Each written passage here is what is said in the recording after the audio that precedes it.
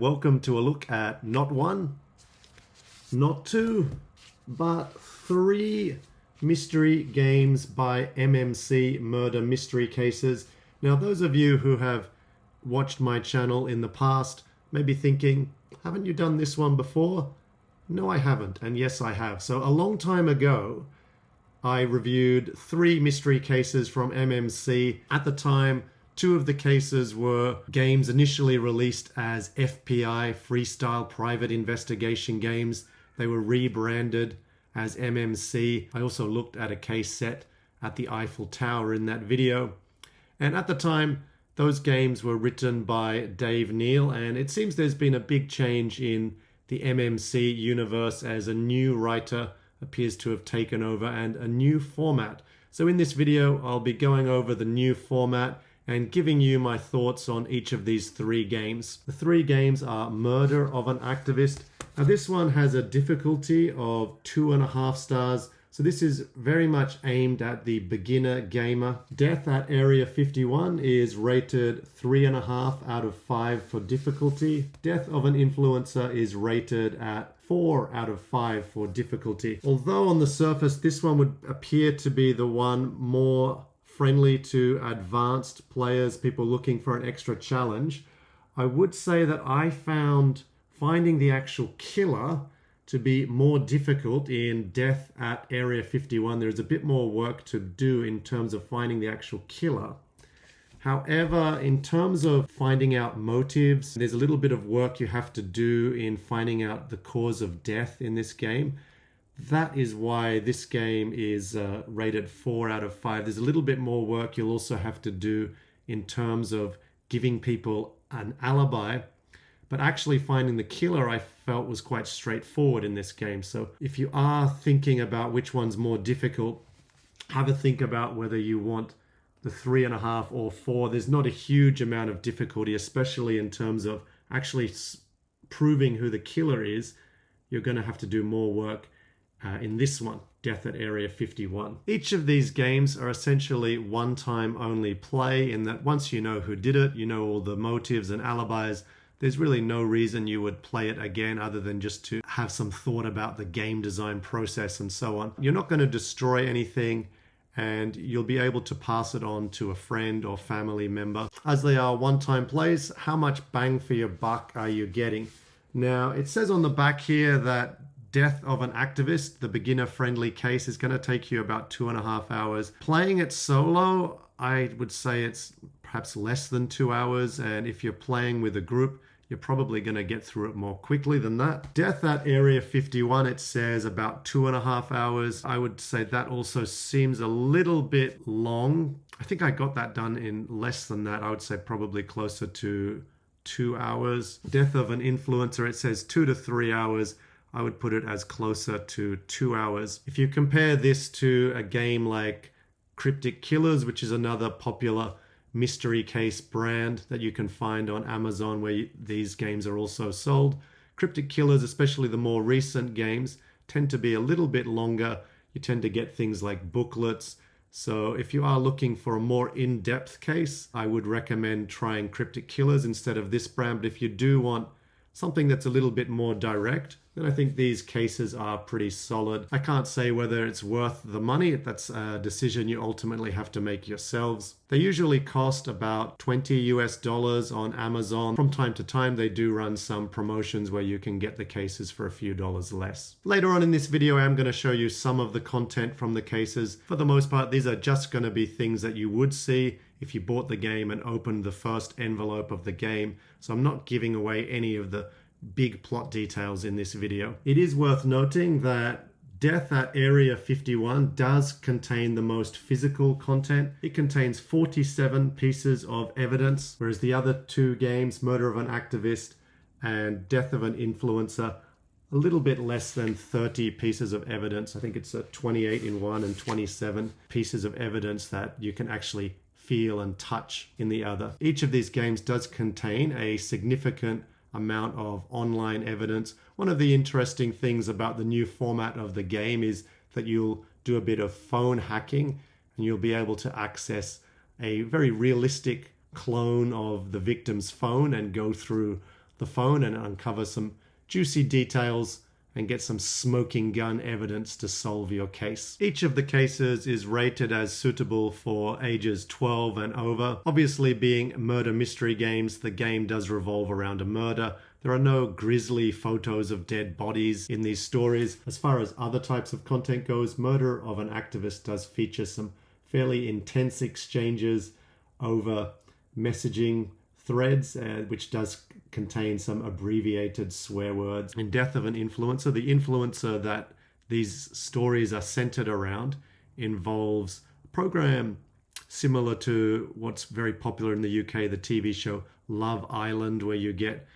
lots of young people together and the producers try to put them into situations where they have affairs and so on. If you've seen any of these shows, you would know they are filled with sexual innuendo and this type of thing. And in Death of an Influencer, there are some transcripts of some pretty juicy conversations between the suspects. While I think it's suitable for those 12 and over, you might feel a bit uncomfortable about reading the transcripts if you have teenage kids. Maybe it's better for you to play the game by yourself and then pass it on to your teenage kids so you can avoid that awkwardness. All of these games were released in 2024, which does raise the question to what extent AI is used in the generation of some of the game content.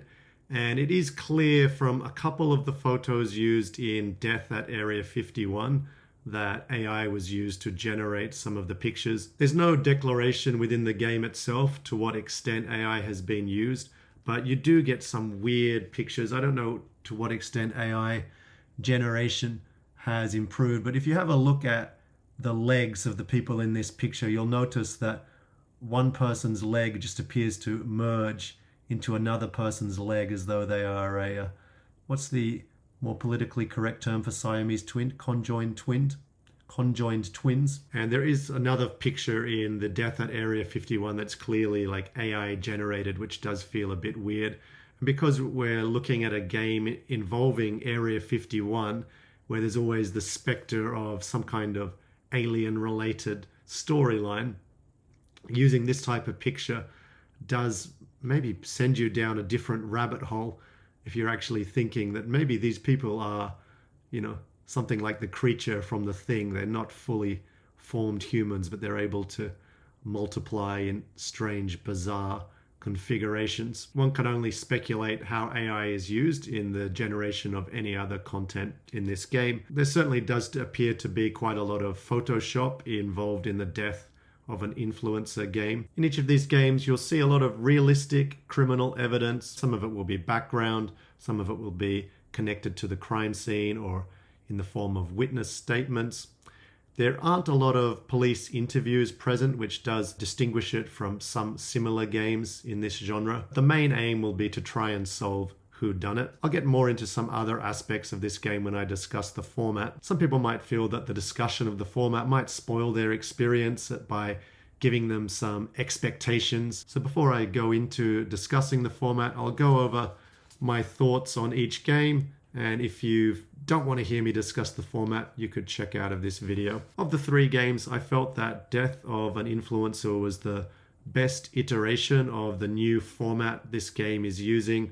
From start to finish, I had a pretty good time, especially from opening the second envelope onwards, and it had a nice smoking gun type finish. I'll talk a little bit more about each game later. Death at Area 51 I thought had a fantastic final activity. I really enjoyed having to work hard to get as much proof as possible about the killer. It was a pretty interesting task, and I think with the Death at Area 51 theme, you're looking at a case involving a death on a military base. The type of activity involved in solving the case did feel somewhat realistic in that it's obviously a very secretive location. In comparison to Death of an Influencer, I felt the lead up to the case, things felt a little bit scattered. I feel like this company could improve the layout of its narrative. The actual content is very good, but sometimes the order the evidence is presented to you, things feel a little bit random. rather than being able to follow a clear narrative. And I felt the same way about Murder of an Activist. This is very much a beginner case. I've played a lot of games in this genre, so this game is not one I probably would buy if I was just playing for myself. I did feel that another group that I sometimes play games with or introduce games to would enjoy this one, and we played this one recently and they really enjoyed it, especially the aspect of phone hacking. So they're very interested in playing Area 51 and Death of an Influencer in the future. So let's talk about the new format. So each of these games comes with the evidence broken up, separated into 3 different envelopes. And this is maybe the first issue I had with this game in comparison to other games in this genre that are using this 3 envelope format. Typically, if a game involves different envelopes, there will be a task associated with how to progress to the next envelope. And the absence of a significant or unique task in each game was a bit of a letdown for me, a bit of a surprise. I was really quite surprised when I opened the first envelope and it just said, okay, you're going to read all of this envelope, and when you're comfortable, then go on to the next envelope. Before you open the third envelope, they do recommend going online and checking that you understand all of the motives involved. This is a different step compared to how most companies in the genre do this. In a game like Death in Antarctica, you'll get a sheet of paper for you to track the motives as you go along, but you don't actually go to a website and confirm your motives. But I think for a beginner-friendly game, it's a pretty good approach. The issue I have with this format is that it felt like it affected the narrative potential of the game. And by that, I mean the game wanted you to know all of the motives by the end of the second envelope. And the game wanted you to just have a basic background idea of who all of the suspects in the case are by the end of the first envelope. Whereas in other games, the game could be structured in different ways. For example, first, you might have an envelope where you look at 2 or 3 suspects and you decide which suspect to rule out at the end of the first envelope, and you could go online to check your answer. And then you might find in the second envelope that some new information has come to light during the investigation process, and you've got 2 more suspects to look at. After completing the second envelope, you should have all the information you need to check that you have the motives correct. I did find this stage a little bit time consuming. For most of the time, I felt it was somewhat unnecessary. In the last game I played, Death of an Influencer, I did realize that I only partially had the motive of one of the suspects. It was actually some information on the back of one of the sheets of paper that I hadn't looked at. So I guess having that online step to check does actually provide you some benefit, even though it does feel like it's slowing down your immersion in this game. And once you've confirmed your motives, you're ready to move on to the final stage of the game, the third envelope. And in the third envelope, you should be able to gather the material to finally discover the passcode to the victim's phone, and then you can get onto the phone and have a look around the phone. This is quite an interesting step in the game, as there is a lot of information on the phone.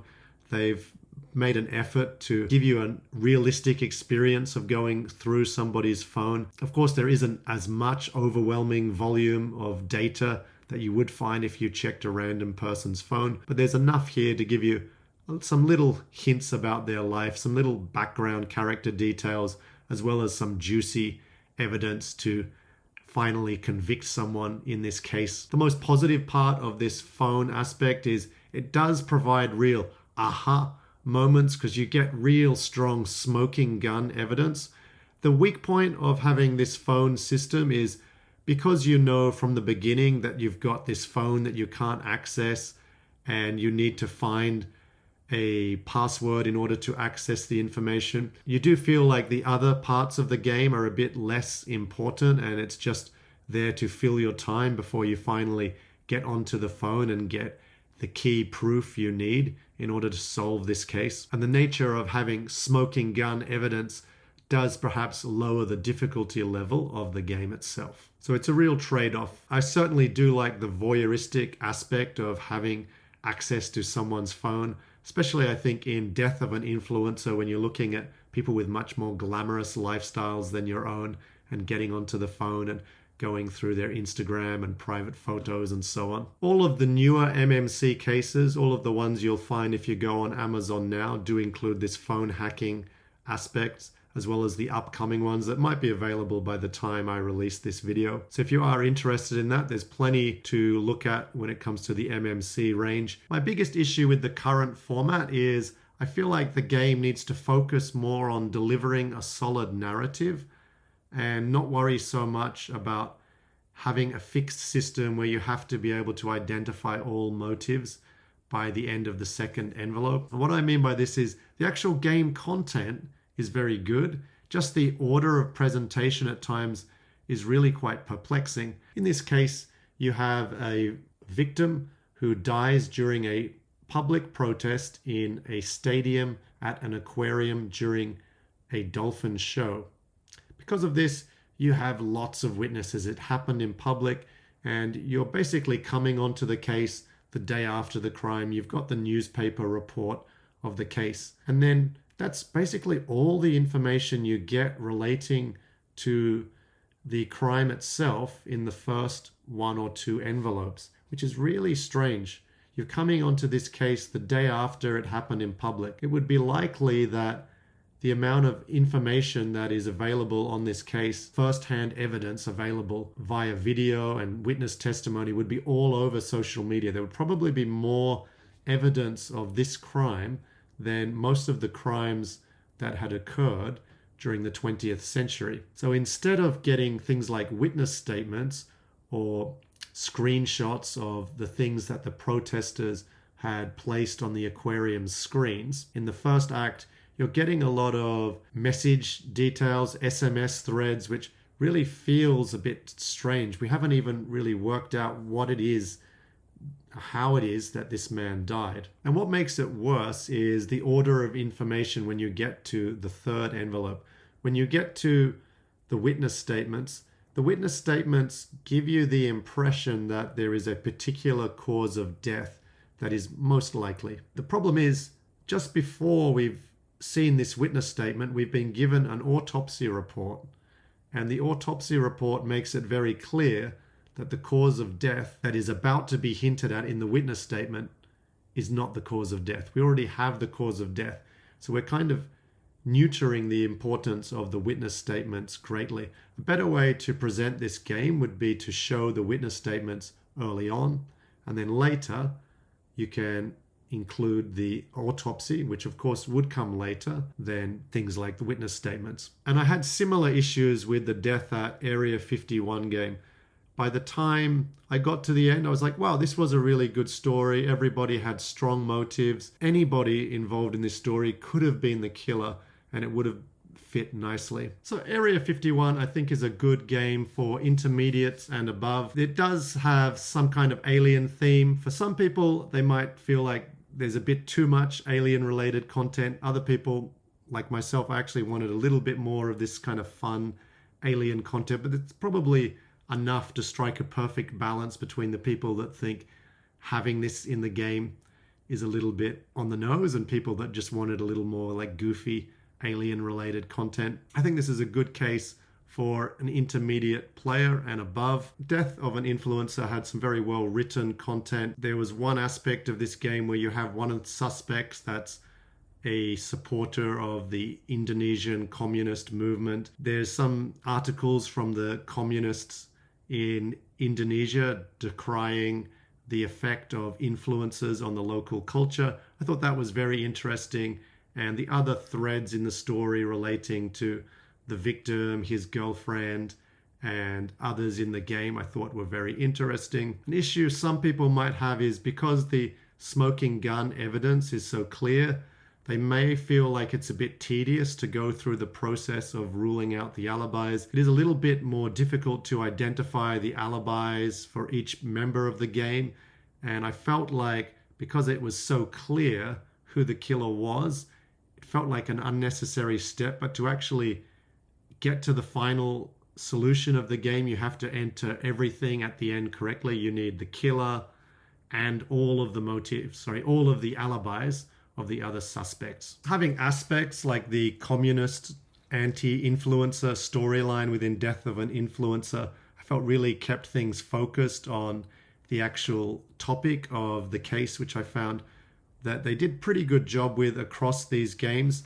There are other games in the past, for example, Abducted. This is a game that's no longer in print. The issue I had with this game is the influencer aspect of the storyline is quickly thrown away, and it just becomes another blackmail story by the end of the first act. If you're looking for another influencer themed game that does things well, I would recommend Who Killed Mia. It's more beginner friendly game than Death of an Influencer, but if you are looking for a more challenging case revolving around influencers, then this is probably the one for you. Although the game does have a lot of content related to activism, it tends to feature in the last section of the game. So that left me with the feeling at the beginning of the game that they weren't really addressing this topic of activism much, which was a bit disappointing. It was mostly looking at the text messages involving the personal lives of the different group members and things like that, rather than the actual activities of activism. That's another area I think the writers could address by building a stronger narrative around the case rather than just trying to throw in a little bit of background information on the suspect, some motive information, and then giving everything else at the back end of the case in the third envelope. So let's have a look at the material. You'll see when you open up one of these cases. Now, one interesting way of informing you about the game is the use of these suspect cards. There is a little bit of text on the back. So this is the victim. I did like the use of these little Polaroid style cards. I think if you are playing as a group, it's very easy to use these pictures as a way of organizing your evidence. You could put evidence related to this suspect under this picture, and when you need to go back and look into information connected with them, it's easy to find it. Some games in this genre use full-size pictures. I think having this size Polaroid where the picture's big enough to give you a strong image of the person is a great idea. Death of an Activist also comes with a map. I don't know whether this is an AI generated map or not. It looks pretty good, but I had the feeling looking at this that the map is a little bit generic and probably wasn't going to have much importance to the rest of the story, and I would say it's really used minimally for the game. It's more for decoration purposes. So a lot of the games in this genre don't really come with instructions. The MMC brands always included some form of instructions on how to play the game. I felt like this game's materials, it felt like a little bit of an upgrade from previous games. For example, the email you get from the boss, it's partly color and it's actually printed on glossy paper. There is a newspaper here, but one interesting thing of note involving this newspaper, even though it's printed on something that's similar to newspaper material, you get nothing on the back. It seems a little weird. Other games in this genre would print something on the back just to make it come across as more realistic and more immersive. You also get a thin card, which is kind of a replica of the home screen of the victim's phone. And on the back, there's a QR code, and you can scan that and then try to enter the passcode of the victim, which is something you'll come across later in the game. You'll get it immediately, but you won't actually be able to access it until you've put all the clues together during the game. The first part of this game includes several pieces of paper and a CCTV image and a Super Bowl ticket, probably not legally valid. I don't think you can get a Super Bowl ticket for $20 on Amazon. A very interesting thing about the Death at Area 51 game is you have the victim and you have suspects cards, and you might find something a little bit unexpected on the suspect card here. It's the alien. Little question mark on the back. An alien is one of the suspects in this game, And there are some kind of jokey details relating to this alien storyline. There are some unusual messages that you'll have to decipher during this game. Although it is rated 3.5 out of 5 for difficulty, the sections where you had to decipher messages and work on different codes were actually pretty straightforward and simple. I'd love to know if you've played any of the other games in the series. I think in the future I will buy some more of the games in this series. I know there's one set in the Vatican. That game has a 4 out of 5 rating for difficulty, so it's something more inclined with what I'm interested in. I think they've just released one on Mount Everest. That sounds interesting to me. It's kind of in my area of interest. I wouldn't be surprised if at some point there's another 3 more MMC mystery games reviewed video from my channel. Thank you, and I'll see you in the next video.